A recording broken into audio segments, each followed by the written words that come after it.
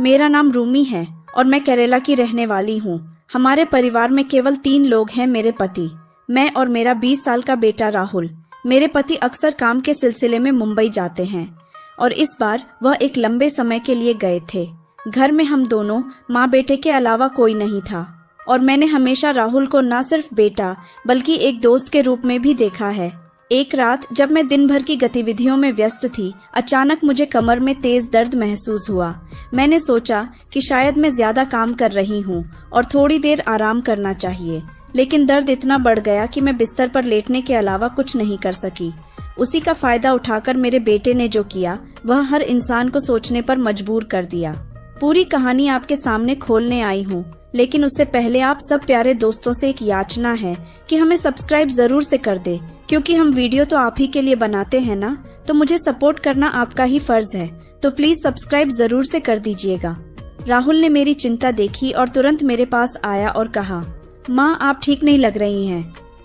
क्या हुआ? उसकी आवाज में गहरी चिंता थी। मैं बोली, बेटा बस कमर में दर्द हो रहा है, क्या तुम मेरे कमर में तेल से मालिश कर सकते हो? मैं सोने जा रही हूँ, मुझे हल्की सी थकान महसूस हो रही है। उसने तुरंत कहा, बिल्कुल माँ, आप आराम करिए, मैं आपकी पैर की मालिश कर देता हूँ। वह मेरे पास आया और मैंने बिस्तर पर लेटते हुए आंखें बंद कर ली। उसने तेल की बोतल खोली और मुझे बताया कि वह धीरे धीरे मालिश करेगा। जब उसने मेरे कमर पर तेल लगाया, मुझे गर्माहट महसूस हुई। उसकी उंगलियां मेरे शरीर पर धीरे धीरे घूमने लगी और मैं सुकून महसूस करने लगी। राहुल का ध्यान मेरी हर प्रतिक्रिया पर था। जब उसने थोड़ा दबाव डाला, मैंने महसूस किया कि मेरा दर्द धीरे धीरे कम हो रहा है। उसका स्पर्श इतना सधा हुआ था कि मुझे और आराम मिला। मैंने सोचा, यह तो जादू जैसा है। जैसे जैसे वह मालिश करता गया, मेरी आंखें धीरे धीरे बंद होने लगी। उसकी गर्म हाथों की छुअन और उसकी मधुर बातें मुझे नींद में खींचने लगी। बस एक पल और मैंने सोचा, फिर मेरी आंखें पूरी तरह से बंद हो गई। कुछ देर बाद मुझे अजीब महसूस होने लगा। फिर मैंने धीरे धीरे अपनी आंखें खोली और जब मैंने देखा तो मेरी आंखें फटी की फटी रह गई, क्योंकि कमरा पूरी तरह से बदल चुका था। चारों ओर रंग बिरंगी जगमगा रही थी और टेबल पर एक खूबसूरत केक रखा हुआ था जिस पर लिखा था, हैप्पी बर्थडे मां। राहुल ने चुपके से यह सरप्राइज प्लान किया था। मैंने उसे गले लगाया और कहा, राहुल तुमने ये सब कैसे किया?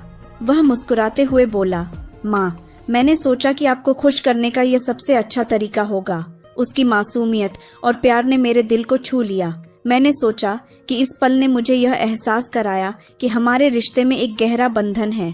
राहुल ने मुझे सिखाया कि जीवन के छोटे छोटे पल कितने महत्वपूर्ण होते हैं। हमने एक साथ केक काटा और उसकी हंसी मेरे दिल को छू गई। केक खाने के बाद हमने कुछ खास बातें की। राहुल ने अपने स्कूल के बारे में बात की और मैंने उसे अपने बचपन की कहानियां सुनाई। हम दोनों हंसे और उस पल में हमारी बंधन और भी मजबूत हो गया। उसकी आंखों में जो चमक थी वह मेरे लिए सबसे अनमोल थी। मैंने उसे देखकर सोचा कि मैं कितनी भाग्यशाली हूँ कि मेरा एक ऐसा बेटा है जो न केवल मेरी मदद करता है बल्कि मुझे खुश करने के लिए भी हर संभव कोशिश करता है।